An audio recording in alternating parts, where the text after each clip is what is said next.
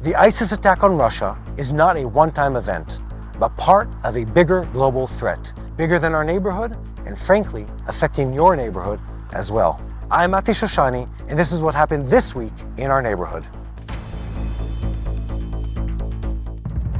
A shocking attack by ISIS militants has happened at a theater near Moscow.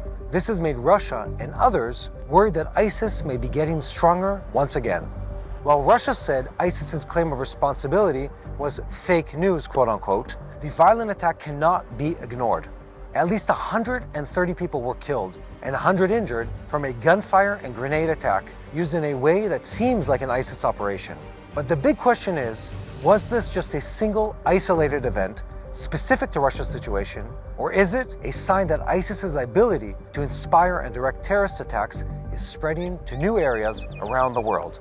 The answer may lie in understanding the deep roots of Islamic extremism within Russia itself.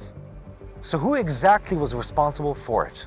The Khorasan branch of ISIS, formed in 2015 by defectors from Al-Qaeda and the Taliban in Afghanistan and Pakistan, aims to establish an Islamic caliphate across vast regions spanning throughout Central Asia. Despite the Taliban's control of Afghanistan, ISIS Khorasan continues launching deadly attacks, particularly targeting the Shia minority.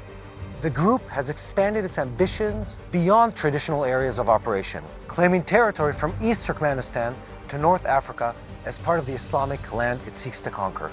Those groups will always have wild aspirations. So why did they pick Russia as a target? Due to Russia's involvement against ISIS in Syria, ties to the Taliban, and the Soviet invasion of Afghanistan. Yes, they're keeping score for a long time. Just a month ago, Russia claimed to thwart an ISIS Khorasan synagogue attack plot near Moscow. You may not hear a lot about it, but Russia has been dealing with radical Islam. The Muslim population in Russia is estimated to be around 14 to 25 million, out of 144 million citizens altogether. Many of these Muslims are exposed to radicalization due to various socio-economic and political factors. Historically, Russia's had a complex relationship with Islam. During the Soviet era, religious practices were strictly controlled, leading to the isolation of Soviet Muslims from the broader Islamic world. The collapse of the USSR left a void that some turned to religion to fill, leading to a post-Soviet identity crisis.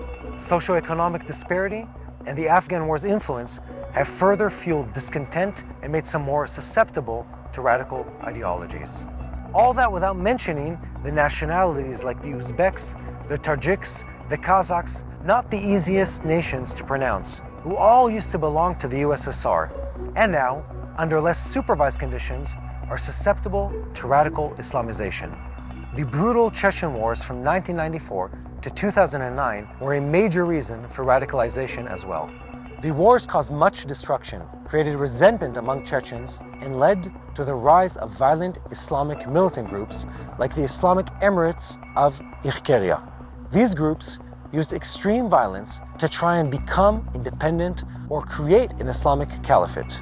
Despite Russia's best efforts to crack down on militants and promote traditional Islam, the causes for radicalization remain. Russia is not alone in dealing with the threat from ISIS and similar terrorist groups.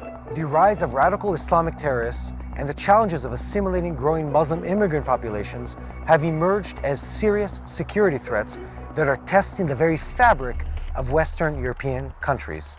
You may remember how in January of 2015, 2 Muslim gunmen forced their way into the offices of satirical newspaper Charlie Hebdo in Paris. They massacred 12 people, including editors and cartoonists, in retaliation for the publication's depiction of the Prophet Muhammad. This horrific attack on free speech was claimed by Al-Qaeda's branch in Yemen. It highlighted the threat posed by Islamic extremists violently opposed to perceived insults against their religious beliefs and values. The subsequent manhunt for the perpetrator further paralyzed Paris before they were ultimately killed by police. Other high-profile terror strikes by Islamic terrorists include the November 2015 Paris attacks, where ISIS terrorists killed 130 people through coordinated shootings and bombings at a concert hall, cafes, and the National Stadium.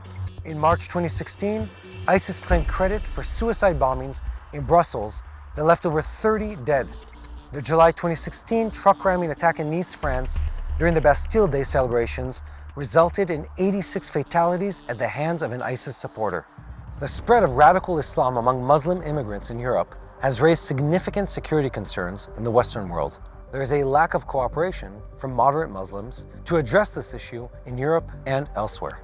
A successful coexistence between Muslim immigrants and non-Muslim natives requires adjusting Islamic tenets to align with the host society's values, its traditions, and its laws. However, Muslims have shown reluctance to make such adjustments, heightening the risks of anti-Muslim violence in the host countries. While political violence previously stemmed from various European nationalist and extremist groups, these sources have largely diminished over the past decades. In contrast to that, Muslims have emerged as the primary initiators of violence in Europe since the Iranian Islamic Revolution's success. The Muslim population in Europe currently makes up around 5% of the total population, but it is projected to be more than double by 2050 due to continued immigration and higher birth rates among Muslims compared to the European average. European Muslims tend to be significantly younger than the overall population, with a median age of 30 versus 44 for non-Muslims. Both immigration patterns and elevated birth rates within Muslim communities are driving this population growth. Why is this happening? Certain interpretations of Islam promote values and practices that clash with Western societies, fueling a rejection of integration. Wahhabism, the radical interpretation prevalent in Saudi Arabia, views the West as a threat due to secularism and perceived moral decay.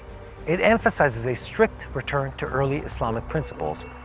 Radicalization through the global reach of online propaganda and extremist ideologies on social media also poses a significant challenge, as groups promoting violent interpretations of Islam can indoctrinate susceptible populations like immigrant communities in Europe, discouraging integration. So here are the implications for the US. The threat of radical Islam extends well beyond Russia and Europe, reaching into the US through illegal immigration. Reports suggest around 500,000 illegal immigrants from Muslim-majority nations reside in America currently, with some radicalized individuals among them. The US has faced terror attacks by radicalized perpetrators like the 9/11 tragedy, the Boston Marathon bombing, and the San Bernardino shooting. These incidents highlight the urgency for a holistic approach to counter radicalization and address its underlying causes. Is America ready for what lies ahead? The spread of radical Islam in the West is fueled partly by distorted narratives embraced by academia, media, and influential figures. Blaming Western policies, demonizing Israel, and romanticizing terrorist groups perpetuate this dangerous trend.